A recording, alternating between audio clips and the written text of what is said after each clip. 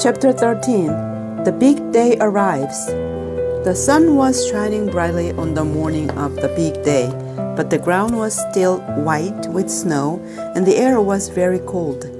Outside the gates of Wonka's factory, enormous crowds of people had gathered to watch the 5 lucky ticket holders going in. The excitement was tremendous. It was just before 10 o'clock.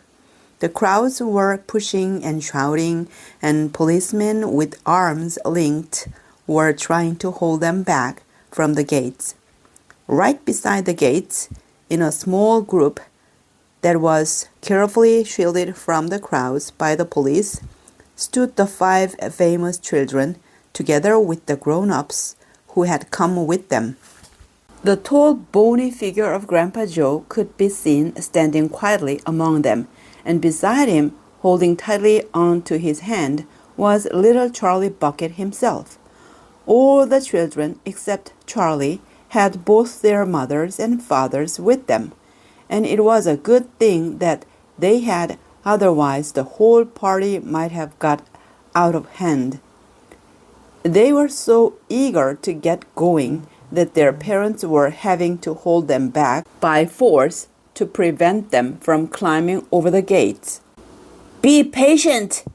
cried the fathers. "Be still! It's not time yet. It's not 10 o'clock.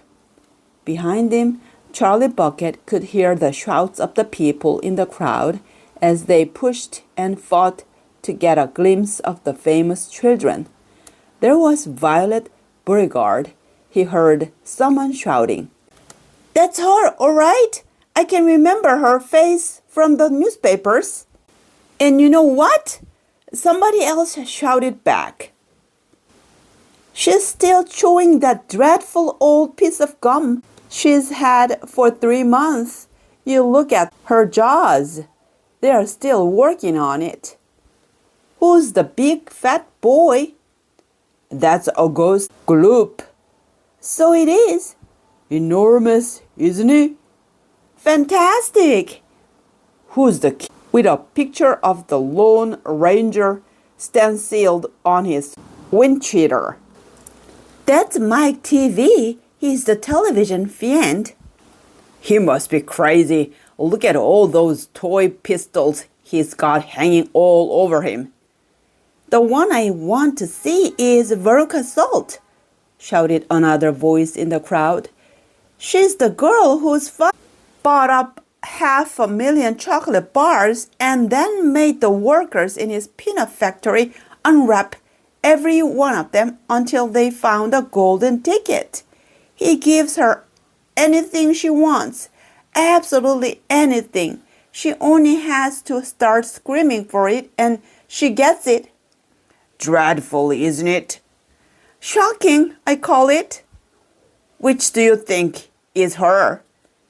"That one, over there on her left, the little girl in the silver mink coat." "Which one is Charlie Bucket?" "Charlie Bucket?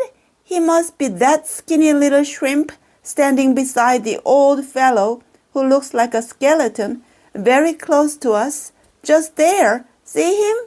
"Why hasn't he got a coat on in this cold weather?" "Don't ask me. Maybe he can't afford to buy one." "Goodness me, he must be freezing." Charlie, standing only a few paces away from the speaker, gave Grandpa Joe's hand a squeeze, and the old man looked down at Charlie and smiled.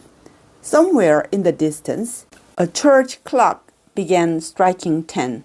Very slowly, with a loud creaking of rusty hinges, the great iron gates of the factory began to swing open. The crowd became suddenly silent. The children stopped jumping about. All eyes were fixed upon the gates. "There he is!" somebody shouted. "That's him!" And so it was.